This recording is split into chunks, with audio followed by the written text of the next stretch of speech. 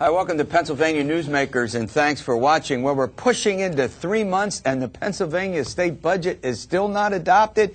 Is it all unraveling, or will the legislature come up with the necessary votes to pass the budget bill? All of that and more following these words. This is Pennsylvania Newsmakers, a fast-paced, unrehearsed weekly discussion with and about the leaders who shape your world. And now, here's your host, Terry Madonna. Hi, welcome back to the program, and as always, thanks for watching. Well, we've assembled a trio of the state's top reporters here to chat a little bit about this budget situation. We thought last week it was the last show we would do about the budget.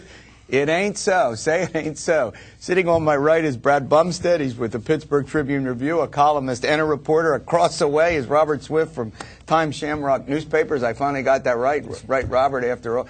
And WGAL. You're not your Capitol reporter. You're kind of you get to do it all, don't you? On purpose, that's right. But you're covering the Capitol, and you've been following the budget since, since June 30, and even before that, Matt Belanger. All right, I want to start. We'll go around the horn here. The budget, a deal was worked out. The three of the four caucuses, not the House Republicans, made a deal. Then they had to go to the governor. He wasn't on board. They finally get the governor on board. That was last week. It's this week. What is going on up there? Why haven't they brought this budget, before the conference committee and the legislature for a vote? Why this delay? Well, they had a framework of an agreement, and they're working out still details and line items within that budget. But the really frustrating thing for rank-and-file members, they're still not getting information. And in answer to your first question, I believe it's in serious jeopardy, Terry. Really? I do. Now, Robert, look, you're a long-time observer. You've been through a lot of these. What takes weeks to get these final numbers in place when they're only tweaking it at the margins, we've been told? The 27.945 was agreed to weeks ago. They're playing with a few line items. Or is it really more than that? It shouldn't take weeks to begin with. But what is going on, there could be up to 12 different pieces of legislation passed. That's true. And that's you have to have a separate bill for the table games revenue, possibly for the leasing of the natural gas, for the sales tax exemption. And all those bills come, there's questions with table games, for example. Some people want to do the gambling reform with the table games all in one bill or at the same time. That's what's dragging it out. And you can't have the entire budget unless all the revenue sources in that budget are law, so the budget secretary can certify that the revenues are there. You're shaking your head on that? Well, I think that at least part of this delay is all parties involved trying to make sure that the rank-and-file lawmakers are on board, so when this budget bill does go before the State House and Senate, they know they have the votes to pass it. So you got another piece of it. You got getting all of the mechanics of it together, right? You've got to get, and we're going to talk about some of the concerns that the critics have, but you've got to get all the pieces together, the number of bills that will contain different components. Then, as Matt points out, you've got to somehow get the magic numbers, 26 in the Senate, am I right, and 102 in the House, and that's problematic. You indicated you thought it was? I think it is because, for starters, the small games of chance bill, that's going to be handled separately than the budget. Right. But I'm talking to numerous Democratic representatives from Western Pennsylvania who are really upset about the idea of imposing a 20% tax on the profits of small games of chance from fire halls, American Legions, Croatian clubs, Polish clubs, and Sons of Italy. They're not just, go ahead, Matt. Well, no, I mean, the same thing's going on with the plan to lease more state forest land for natural gas drilling in the Marcellus Shale. It's unclear if that is going to be part of the budget bill or a separate bill, and there are already some Democratic lawmakers coming out saying they don't support that move. So it just creates several hang-ups in the process. But now, one thing here, not all these bills, some bills may be party line votes like the budget. Other bills, like the Marcellus Shale leasing, if it is a separate bill, that's a Republican idea. And Sam Smith, the leader, said yesterday that his caucus supports leasing. So you could have a bipartisan bill vote on the leasing, whereas your budget bill may be a straight party line vote. Yeah, but go ahead. Well, party line assumes that you're going to get all Democrats to vote for that. And it's pretty clear they're going to need some Republican votes to do it. Now, they'll get a couple out of the Southeast, But if the Republicans largely hold together, and Sam Smith said yesterday he has in the 90s willing to oppose this, it really puts a lot of pressure on the Democrats. Now you're talking about the big budget bill, not the adoption of the budget for the year, not the various revenue components. Is that right? That's correct. So all in all, we're going to run to a break, but all in all, what you guys are suggesting is this thing is complicated. It could, perhaps not, fall of its own weight. I mean, it could collapse of its own weight. Is that? It definitely could, Terry. I don't think that will happen. But you can't. Can you rule it out? You can't rule it out. No. Can you rule it out? No, you Matt? can't. No, absolutely not. No. All right. So we got a consensus here. It's likely to pass, but it is yet in jeopardy because of the complexity of it. All right. We're going to get into some of the details of it following these words. This broadcast of Pennsylvania Newsmakers is sponsored by Citizens to Protect PA Jobs. When businesses add jobs, people prosper. This broadcast of Pennsylvania Newsmakers is presented by PAConstructionJobs.com. For more information about rewarding careers in the highway construction industry, visit PAConstructionJobs.com. And by the Pennsylvania Manufacturers Association. Business in Pennsylvania is our business. Hi, welcome back to the program with a trio of journalists, Brad Bumsted, Robert Swift, and Matt Belanger. I know you thought it was over. Everybody thought the great budget battle of 2008 was over. It still goes on.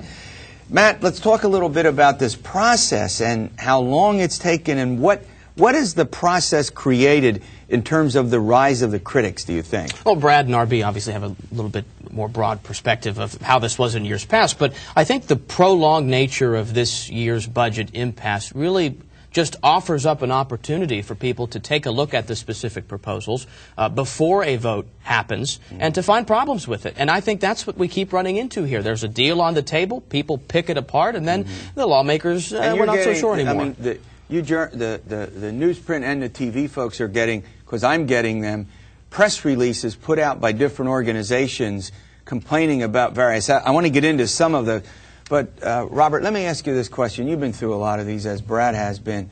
Is this process seem a bit more dysfunctional than usual? I mean, it's ugly. We know that the lawmaking, you know, it's ugly, but we're getting like the worst of both worlds here. You know, leaders are saying that the post-pay raise reforms have delayed this thing, that everything has to be in public. So now they've shifted the bargaining process, the deal-making process, which is what's going on now, starting with the announcement of the deal. Then you have this long process, deal-making, until you get to this conference committee. In the past, it used to be more compressed. They do it all. Maybe hurried. They would make the deal, come to the conference committee, vote on it, and then bring the items up before the legislature, even though they may not have had all the stuff in place, right? They'd vote on it. Right. In the days of Jim Mandarino, Matt Ryan, these kind of deals would have been put together and voted within 24 hours. They would have kept them up all night to do it, even into the next morning to get it done, because they knew if you let them leave, if you have a time elapsed, that it's going to fall apart. But the interesting thing is, even though this is supposedly now the reform era, the era of transparency, which allows for more time, there hasn't been more information coming out. Yeah. I mean, here's what I don't understand. Why you reported, all of you reported, the members, as we sit here and do this, tape this program, you know, the members are still saying they don't have the specifics about the budget. You've interviewed some people. What's the story Well, let's there? look at the sales tax exemption removal on live performances and museum admissions. I mean, and even describing exactly what it is difficult, because we have very few details about exactly what performance types are going to be on that list. There's a question out there about whether it would apply to high school or college performance fees. In other words, what you're saying is that they made a general statement that museums and theaters and performing arts will be included, will now pay the 6% sales tax, but the full range of covered items. They didn't draw the line. They didn't give us a list. It's uncertain what if. Do any of you know? Do any of you know? Can you say with certainty? I cannot. And I can add that in terms of small games of chance, because of this lack of information, a couple newspapers were reporting initially that the small games would include bingo. And that really had people, you can tax bingo. You can fool around with a lot of things in this state, right? But you can't fool around with bingo is not part of it. But because of the lack of information, there were inaccuracies in the reporting. Yeah, right? We're getting contradictory information about what lawmakers know and don't know about this.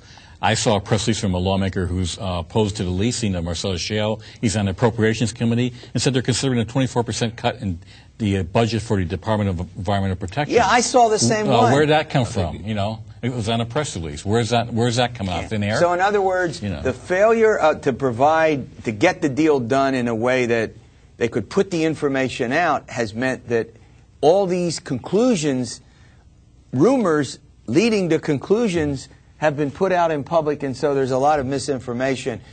And all along, that may be eroding rank and file's perspectives on whether they'll support this budget. Exactly. Let's not forget that effect right? here. All right, look, we're going to run to a break. When we come back, here's what I want to do. I want to go through the specific ways in the taxes that have been proposed, and we'll go through them and sort of lay them out for our viewers so they have some sense, at least, about what taxes are on the table. And then we can move on. Before we get out of here, I want to ask you about bonus gate. Will there be indictments? The Attorney General has suggested that they're always looming. They're always down the pike. We'll be back with that and more after we pay the bills. Back in a moment. This broadcast of Pennsylvania Newsmakers is brought to you by Pennsylvania Credit Union Association. Pennsylvania Credit Unions, where people are worth more than money. To find a credit union that is right for you, check out ibelong.org. And by the Energy Association of Pennsylvania, Pennsylvania's energy information source. This broadcast of Pennsylvania Newsmakers is presented by the State System of Higher Education. 14 state-owned universities. The state system is the largest provider of higher education in Pennsylvania. And by the Hospital and Health System Association of Pennsylvania, working towards a healthy Pennsylvania. Hi, welcome back. Well, we're doing this little roundtable about the budget and the various taxes that are manifest to pay for this $27.945 billion budget when it gets adopted. Brad Bumsted, Robert Swift, and Matt Belanger, journalists all. All right, look, we're going to go through some of these taxes. This is important. Let's take the theater and arts and performing performances. We know that to be sure, but what about hockey games? What about Eagles and Steelers and Pirates and Penguins? What's that all about? Well, professional sports tickets are not included in it, and that sticks in the craw of some of the people in the arts community who's, where dance and music and all these things are going to be taxed, and then they see, the Eagles and the Steelers games not being taxed. So that's a point of contention. Okay, now, you indicate, now, we know that sports teams aren't, but the line has not been clearly drawn within performing arts and the in theater and music and museums and history or events. I guess what we talk about here, like paying for tickets to go to historical events, or do we know where we don't? Not only do we not have the list, I mean, I think we're just waiting for the list of what is and what will not be exempt from the 6% sales tax, 7% in the cities. We're also waiting to see exactly how that money will be used. You indicated there may be a vehicle out there. There may be, what they're saying under detail is that they create a special fund with most of the revenues that would go to support the nonprofit arts and cultural. Now, if you're one of those groups, what would you rather have? A dedicated fund of revenue, or relying on the state line item year after year that could, the next several years, be going down even more? So that's a detail that did not get out there Friday, the budget. I thought the money was supposed to be used to offset the deficit. The part of the agreement, which you've learned in the days since, is that it would create a special fund, the bulk of the revenues, like from a rock concert, right, that would go in a special fund. And those nonprofit, once again undefined, art institutions would be getting money for that. Terry, again, I think the bottom line simply is we just don't know the specifics. A lot of this is just trying to feel out. We are more than a week after the budget deal was reached. Members don't know this. You don't. You're supposed to be writing to your to the readers and your viewers, and you don't know. Right, and if you take the arts community that's being taxed on this, maybe this special fund that's going to pump money back into the arts community will help mitigate it. But the problem is, RB and I were talking about this earlier, with the lack of information being out there, what hit first, the first and second day, was it's a tax. Yeah. You didn't hear about this special fund until a day or so later. But who knows who will actually receive the benefits from it? You could be a theater owner, sure, and there'll be a tax on your on the tickets to go to a theater, but you might get nothing. You could be, who knows? I mean, you might go to symphonies. You could go, well, but the point is nobody knows. Well, let's move on. Let's talk about the table games. Who wants, one of you, spell out the situation with table games? Right now, we're talking about legalizing games like blackjack and poker at the casinos. One of the provisions that may be in there, that if you're a casino and you have to keep a minimum number of slot machines, you can't put table games in and reduce the slot machines, because the slot machine revenue goes for property tax relief. The table game revenues would go for the general fund, but then there's going to be a local share for host communities in there. I reported on that this week. Then you got the question up in the air is what state tax rate?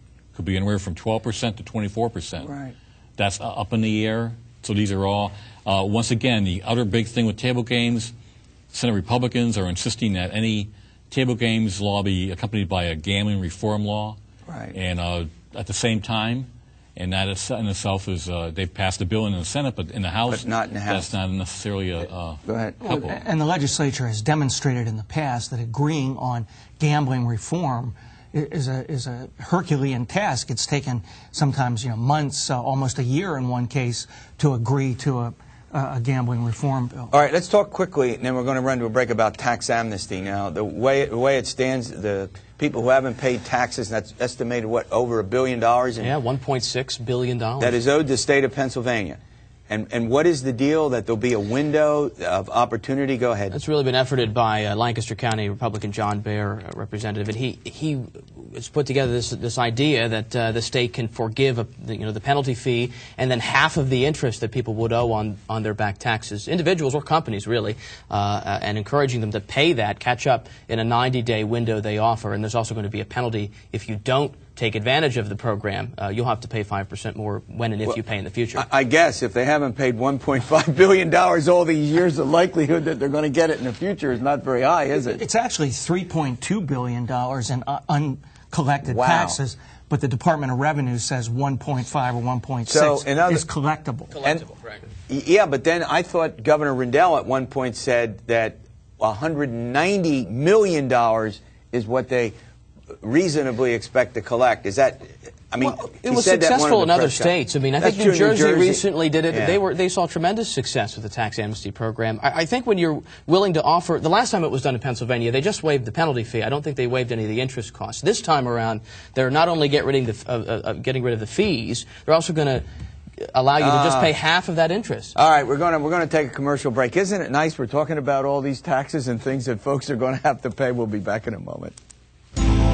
This broadcast of Pennsylvania Newsmakers is presented by Highmark Blue Shield, changing the way health plans work for business with a variety of plan options for employers and more choices for employees.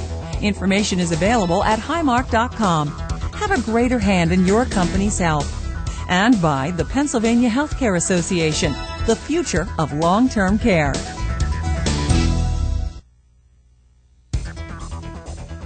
This broadcast of Pennsylvania Newsmakers is presented by Penn Future, where we believe that every environmental victory grows the economy, and by the Pennsylvania Cyber Charter School, bringing educational innovation and freedom to the children of Pennsylvania.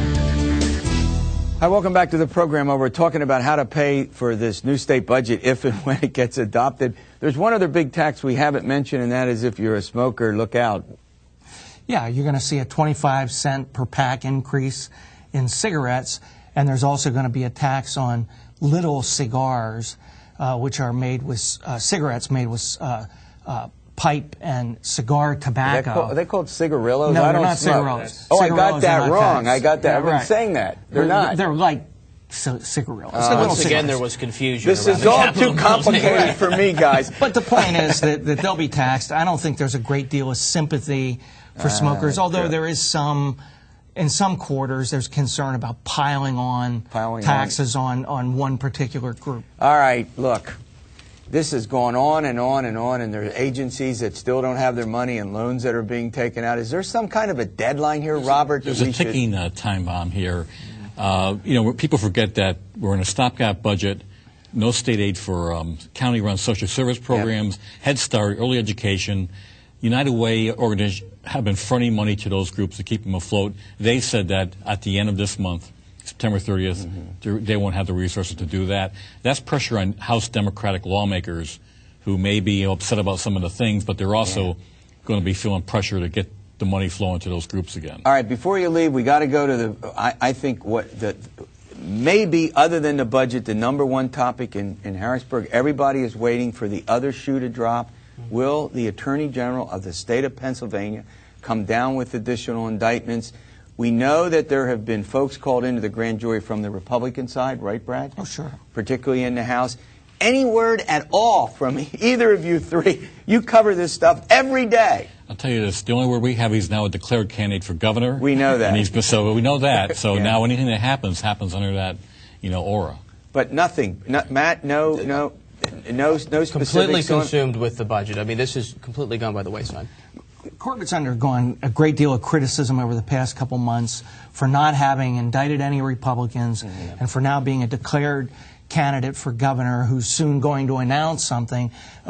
Political gadfly Gene Stilp talks about 1,000 days of bonus gate, which we're fast approaching in October. Now, wait a minute. Go ahead. It's going on longer than Watergate. Yeah, the Watergate. Yeah, that is really hard. But I think made. Moving forward now, won't the pressure, Matt, increase on the Attorney General? He told on this show, he said told me last year there will be additional indictments. I think part of this is maybe strategy. He wants to wait and possibly until the budget's solved so he can get the spotlight after that with the indictments. All right, guys, thanks for coming in. We'll have you back. We'll do another update. The budget hopefully will get done in the next couple of weeks. All right, we'll see you next week for another edition of Pennsylvania Newsmakers. And as always, stay well.